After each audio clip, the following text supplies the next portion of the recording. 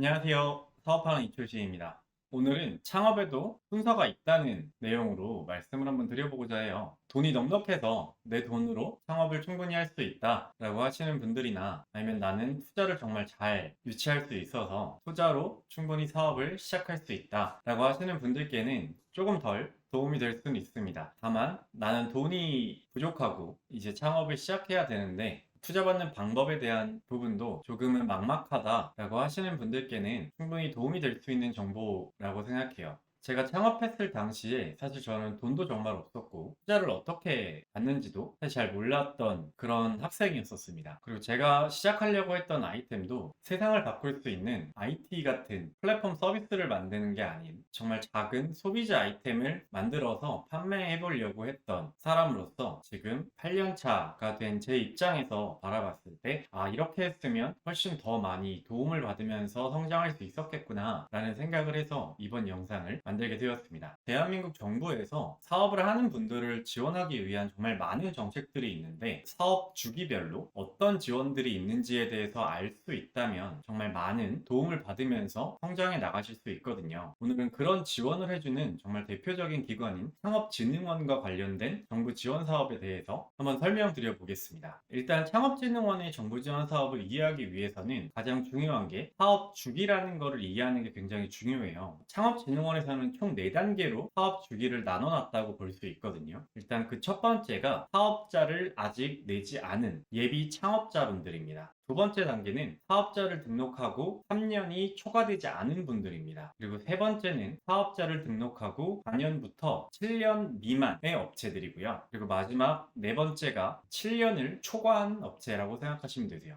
이렇게 총 4단계로 사업 주기를 구분을 하고 있고 그 중에서 아직 사업자 등록을 내지 않은 예비 창업자와 1년부터 3년 차까지의 초기 창업자 그리고 4년부터 7년까지의 도약 사업자분들께는 정말 많은 지원 사항이 있기 때문에 해당 내용에 대한 거를 저는 오늘 한번 설명드려 보고자 합니다. 다만 마지막 단계인 네 번째 7년 초과하는 기업부터는 창업진흥원에서 받으실 수 있는 지원금은 사실 거의 없다고 보셔도 될 것 같아요. 물론 7년이 넘어가시는 기업분들도 R&D 과제라던가 아니면 술, IP 그 지원 사업들을 창업진흥원에서 주관하는 게 아닌 것 뿐이거든요. 그래서 충분히 다양한 지원 사업들이 있으니까 차차 제가 꾸준히 설명드리도록 하겠습니다. 그럼 창업진흥원에서 진행하고 있는 대표적인 지원 사업이 어떤 게 있는지 한번 설명드려 볼게요. 창업진흥원에서 진행하고 있는 대표적인 지원 사업에는 패키지형 지원 사업과 창업 중심대학 지원 사업 이렇게 크게 두 가지로 구분을 할 수 있는데요. 패키지형 지원 사업에는 예비 창업 패키지, 그리고 초기 창업 패키지, 창업 도약 패키지 이렇게 총 세 가지로 구분을 하고 있고요.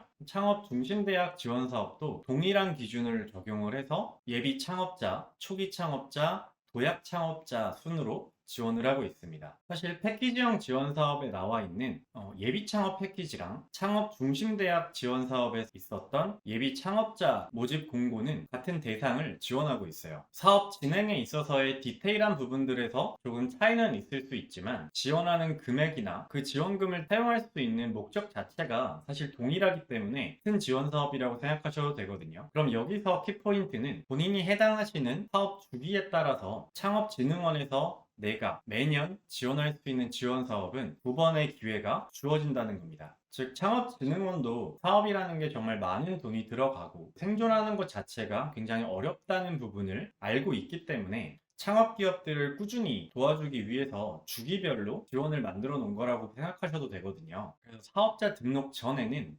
창업진흥원에서 진행하는 두 가지 지원 사업, 예비 창업 패키지에 지원하시거나 창업 중심대학에서 예비 창업자 모집 쪽으로 지원을 하시면 2번의 지원 기회가 주어지는 거고요. 사업자를 등록하신 후에 1년부터 3년까지의 기간 동안에는 창업진흥원에서 주관하고 있는 초기 창업 패키지에 지원하시거나 창업 중심대학의 초기 창업자 모집 쪽으로 지원을 해보시면 됩니다. 사업자 등록 후에 4년에서 7년 사이의 창업자분들은 창업 중심대학의 도약 창업자 모집 공고 쪽으로 지원을 하시게 되면 최대 3억까지 지원을 받으실 수 있습니다. 하지만 이 점은 알아두셔야 될 것 같아요. 두 가지 모두 지원은 가능한 부분이기는 한데 두 개가 만약에 모두 다 됐다. 정말 해피한 상황이긴 하지만 그 중에서 하나만 선택하셔야 됩니다. 같은 기관에서 같은 목적의 돈을 지원해 주는 거기 때문에 중복으로 지원받는 것은 불가능한 부분이고요. 그렇기 때문에 하나는 떨어지더라도 하나만 될 수 있는 가능성을 보고 지원을 하신다라고 생각하시면 좋을 것 같아요. 제가 오늘 말씀드린 창업진흥원에서 진행하고 있는 이 창업 주기별 지원 사업들은 매년 2월에서 3월 모집을 하고 있고요. 4월 달에 서류평가와 발표평가를 거쳐서 5월 달에 협약을 진행하고 매년 12월 정도까지 사업비를 모두 집행하시면 되는 사업들이에요.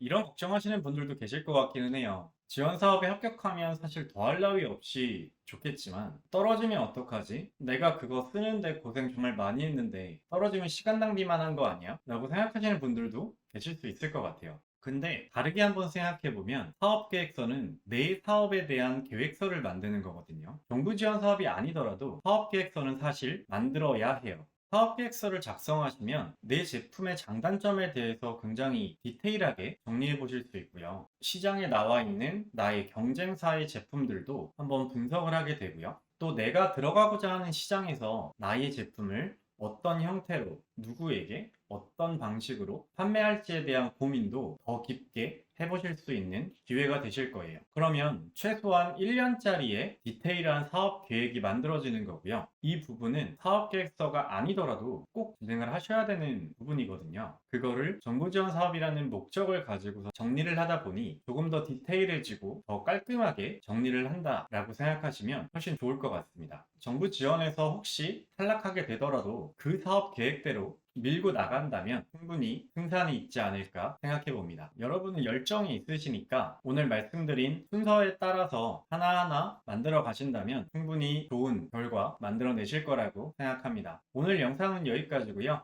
다음에 더 좋은 정보로 찾아뵙겠습니다. 감사합니다.